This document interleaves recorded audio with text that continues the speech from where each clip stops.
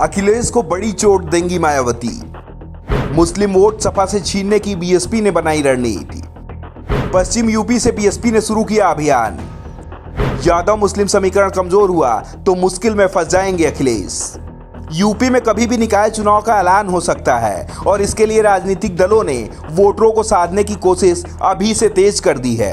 अखिलेश यादव माई समीकरण के साथ कुछ और जातियों को जोड़ने की कोशिश कर रहे हैं, तो बीएसपी और एआईएमआईएम अखिलेश के मुस्लिम वोटों में सेंधमारी करने की कोशिश में जुटी है। कांग्रेस, बीजेपी और सपा दोनों को ही चोट पहुंचाने की कोशिश कर रही है। पार्टी के दरकते वोट को बचाने के लिए ही अखिलेश यादव दिल्ली में लालू यादव से मिलने पहुंचे।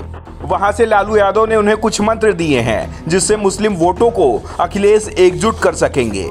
वैसे खतरा तो अखिलेश को यादव वोटों को भी लेकर दिख रहा है, क्योंकि अखिलेश के चाचा शिवपाल अब दो हाथ करने के मूड में दिखाई दे रहे हैं। अभी तक मुलायम सिंह के चलते शिवपाल यादव अखिलेश को ज्यादा बड़ा नुकसान नहीं पहुंचा पा रहे थे, लेकिन अब मुलायम सिंह के निधन के बाद शिवपाल को रोकने वाला परिवार में कोई सदस्य नहीं बचा है। शिवपाल जितना सम्मान मुलायम सिंह यादव का करते थे उतना और किसी का नहीं करते। विधानसभा चुनाव में उन्होंने मुलायम सिंह के एक इशारे पर अपनी पार्टी के सपा में विलय का ऐलान तक कर दिया था। वो अलग बात है कि अखिलेश ने इस विलय को स्वीकार नहीं किया और अखिलेश को प्रगतिशील समाज पार्टी का ही अध्यक्ष माना और विधायक चुने जाने के बावजूद भी शिवपाल को सपा विधायक दल की बैठक में नहीं बुलाया। लेकिन शिवपाल सपा के यादव वोटों में सेंधमारी जरूर करते दिख रहे हैं। इस बीच मायावती भी एक बार फिर से सक्रिय हो गई हैं और वो सपा के एमवाई समीकरण की काट के लिए डीएम समीकरण तैयार कर रही हैं।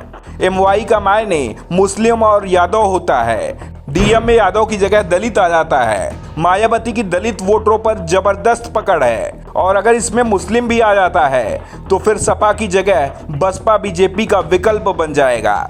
मायावती ने डीएम समीकरण को दुरुस्त करने के लिए कई बड़े मुस्लिम नेताओं को पार्टी में शामिल किया है और उन्हें बड़ी जिम्मेदारी भी दी है। सपा के पाले से मुस्लिम वोट को खींचने के लिए पश्चिम यूपी में मायावती ने इमरान मसूद का सहारा लिया है। मसूद कांग्रेस के विधायक थे। विधानसभा चुनाव से पहले वो सपा में चले गए, लेकिन सपा ने मसूद को टिकट नहीं दिया। मसूद को उम्मीद थी कि अखिलेश विधान परिषद का सदस्य बनाएंगे उन्हें, लेकिन सपा ने मसूद को विधान परिषद भी नहीं भेजा, तो नाराज मसूद मायावती के साथ चले गए।